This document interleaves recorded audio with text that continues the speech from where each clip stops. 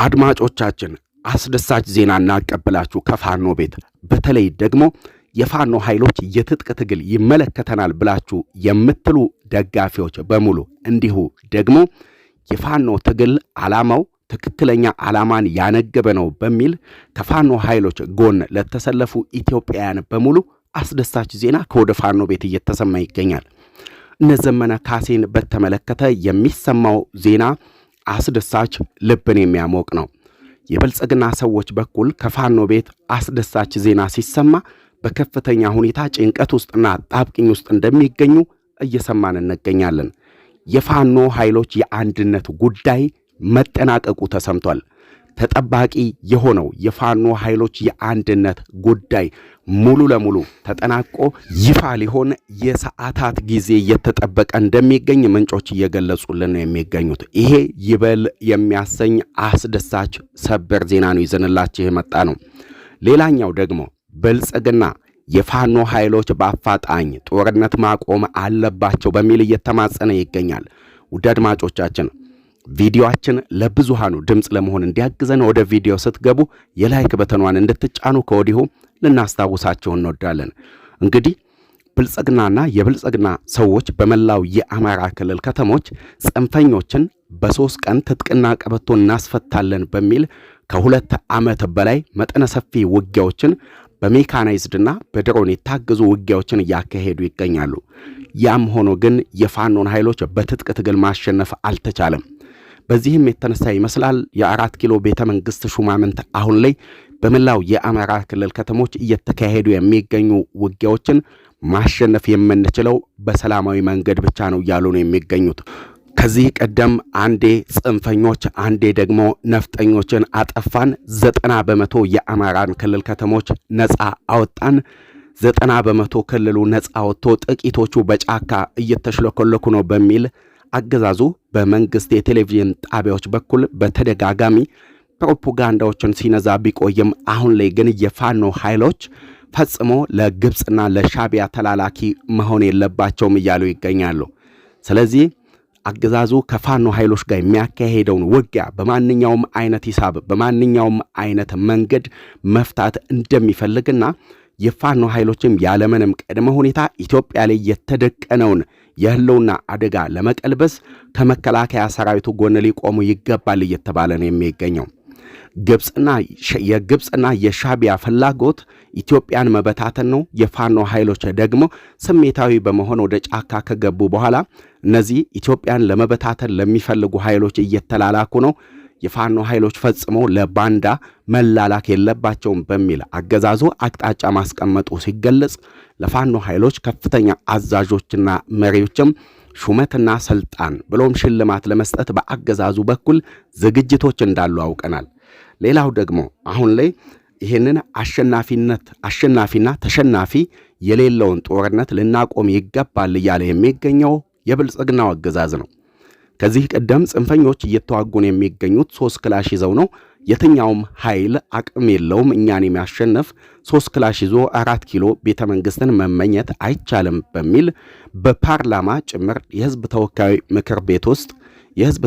ምክር ቤት ውስጥ በተደጋጋሚ ሲገልጽ የቆየው አገዛዙ አሁን ላይ ደግሞ ጽንፈኞቹ ከአቅማችን በላይ ሆነዋል፣ የፋኖ ኃይሎች ለግብጽና ለሻቢያ እየተላላኩ ነው፣ ፋኖ ባንዳ መሆን የለበትም፣ በአፋጣኝ ጦርነት በማቆም ከመከላከያ ሰራዊቱ ጎን ሊቆሙ ይገባል፣ የኢትዮጵያንም የህልውና አደጋ ለመቀልበስ በአንድነት ልንቆም ይገባል የሚል አቅጣጫ በአገዛዙ በኩል ተቀምጦ ተሰሚነት ያላቸው ግለሰቦች፣ ቄሶች፣ ሸሆችና ቀሳውስቶች የፋኖ ኃይሎች ወደሚገኙባቸው ይዞታዎች ዘልቀው እንዲገቡና ይሄንንም እንዲያሳምኑ በአገዛዙ በኩል አቅጣጫ መቀመጡን እየሰማን የምንገኘው።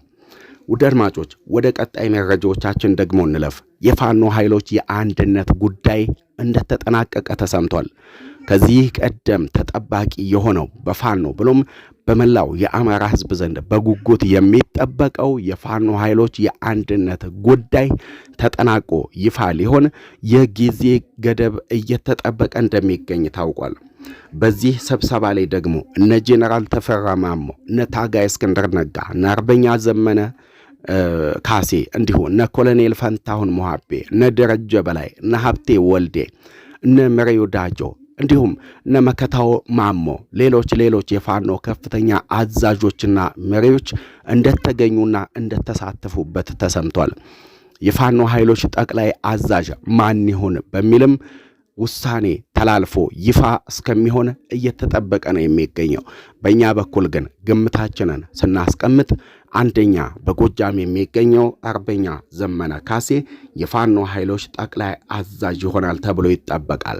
ሁለተኛ በሸዋ ምድር የሚገኙት ጄኔራል ተፈራ ማሞ የፋኖ ኃይሎች ምክትል ጠቅላይ አዛዥ ይሆናሉ ተብሎ ይጠበቃል። እንዲሁ ደግሞ ሶስተኛ በወሎ ምድር የሚገኘው ምሬ ወዳጆ የፋኖ ኃይሎች ጠቅላይ አዛዥ ይሆናል ተብሎ እንደዚሁም ይጠበቃል። አድማጮቻችን ብልጽግናና የብልጽግና ሹማምንት ከዚህ ቀደም ጽንፈኞችን አጠፋን ደመሰስን ሲሉ ቢቆዩም አሁን ላይ የፋኖ ኃይሎች ከአቅማችን በላይ ሆነዋል ወደሚል ለቅሶ ላይ ገብተዋል። ሌላኛው ደግሞ እንዲሁ የብአዴን ሹማምንትም እንደተገመገሙ እየሰማን የምንገኘው የብአዴን ሹማምንት የተገመገሙትም ጽንፈኞችን ቡድን እየደገፉና ለጽንፈኛው ቡድንም መረጃን እያቀበሉ የሚገኙት እነሱ ናቸው በሚል እነ አረጋ ከበደ ተገምግመዋል። አድማጮች በተለይም በብአዴን ውስጥና በአማራ ብልጽግና ውስጥ የሚገኙ አብዛኞቹ ባለስልጣናት እንዲሁ ደግሞ የብአዴን ሹማምንት በአጠቃላይ ለጽንፈኞቹ ቡድን ስስ ልብ አላቸው በሚል ነው በአገዛዙ በኩል የተገመገሙት።